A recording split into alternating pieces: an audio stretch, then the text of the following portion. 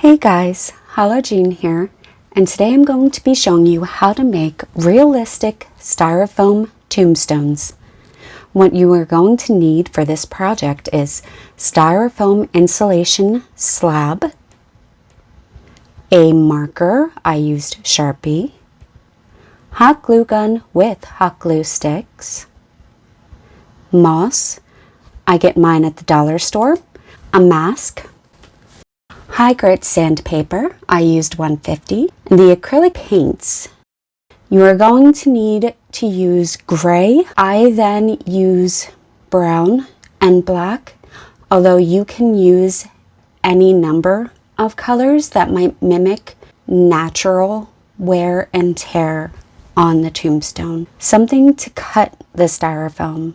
For this, I currently use a styrofoam cutting tool. It's basically a heated wire. However, I have used in the past bread knives, turkey carvers, saws, anything that will cut through the styrofoam. I just currently now use a styrofoam cutter. You don't need to though. We're starting out with the slab. So this one was already cut in half horizontally, so I just simply folded it over onto itself. You can, however, just put two styrofoam slabs on top of one another. I use the 1.5 inch thick of this styrofoam because the spikes that I use to put it into the ground, I need to have more than 2 inches for the spike head, and that requires me to double up a 1.5 inch thick one to 3 inches, and I found that that size just works very well for me. We are then going to outline the tombstone shapes that we want on our slabs,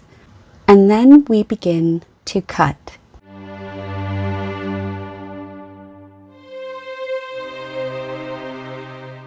For this, I am just following the lines, and as you can see, I've changed my mind several times on it, but I'm just following the outline of the shape that the shape that I want.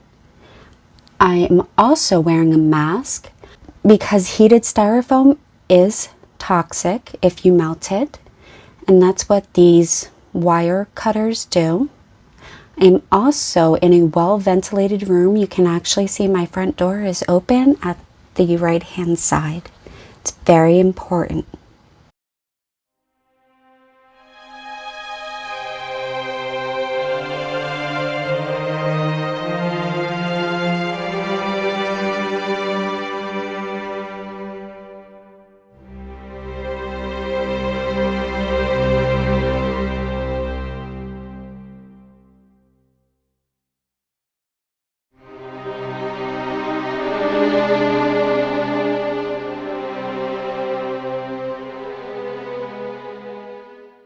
Next, I removed all of the liner on the styrofoam slab that was not marked. So any part of styrofoam that isn't markered on, you can remove at this point. Once my shape is completed, I am going to grab my silicone caulking, and you need to use silicone caulk on styrofoam because it will adhere it to itself incredibly well. And it also won't melt the styrofoam at all. So whenever you have a styrofoam project and you need to put pieces together, use silicone caulking. Here I simply outlined the tombstone shape with the caulk.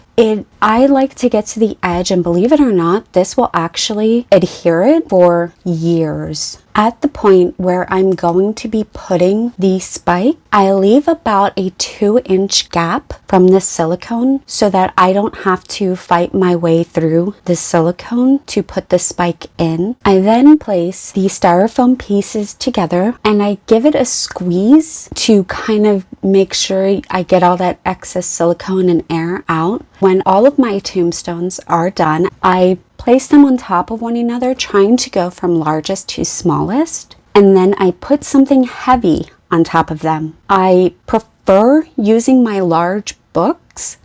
However, because I've got my fences and other tombstones blocking my path to the books, I can't use it this year. So I decided to use instead my bread maker.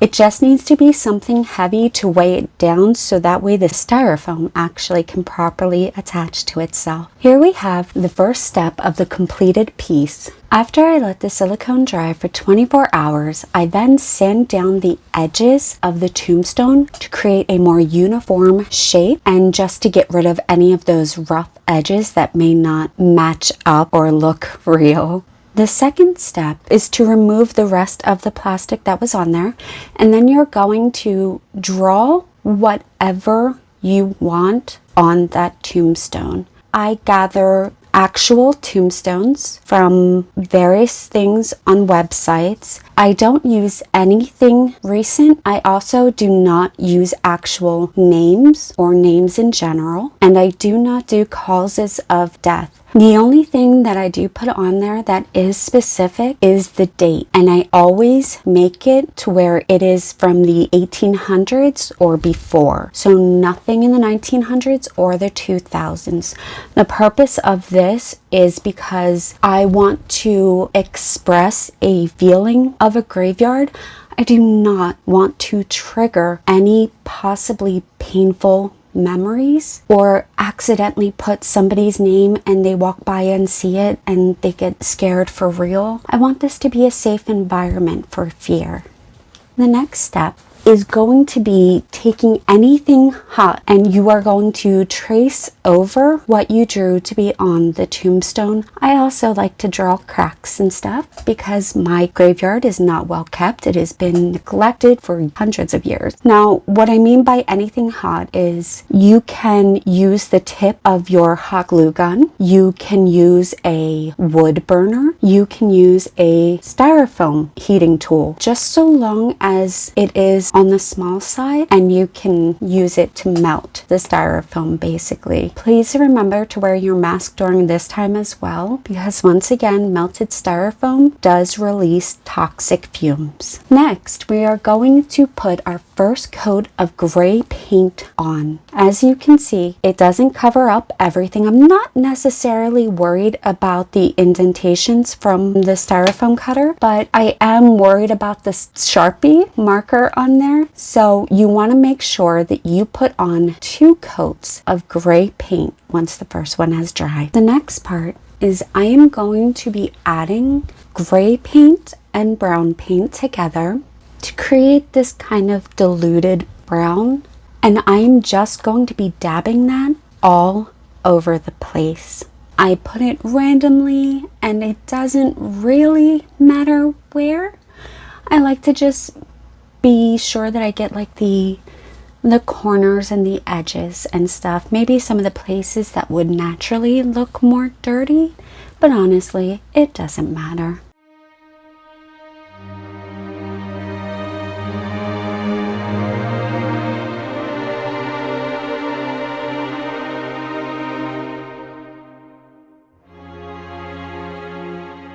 I then take the same brown gray paint that I was just using and I begin to mix it with water to create a wet wash that I simply just put onto the tombstone anywhere I want. And this is the more or less end result of that. Now for the black, what I do is my method is I will create some kind of the wash, but then when I go into the cracks and writings and decorative things, I like to have the wet wash in there, or I like to use just a solid blob of black paint to paint in there and then use the wet wash over that, or use the wet wash and then the blob of paint. I feel like it gives a far more organic look, and once it's dry I can always go back in with just solid black paint to emphasize the depth even more if I want. And here is where we're going to be using the moss and the hot glue gun. I have a temperature control on this hot glue gun. It is just a simple low or high heat. I use low heat so that it doesn't melt the styrofoam And also, if it accidentally gets on me, it's not going to burn nearly as bad, but it will still grip the moss and keep it attached. And this is a real simple moss look, and that's the completed part of it.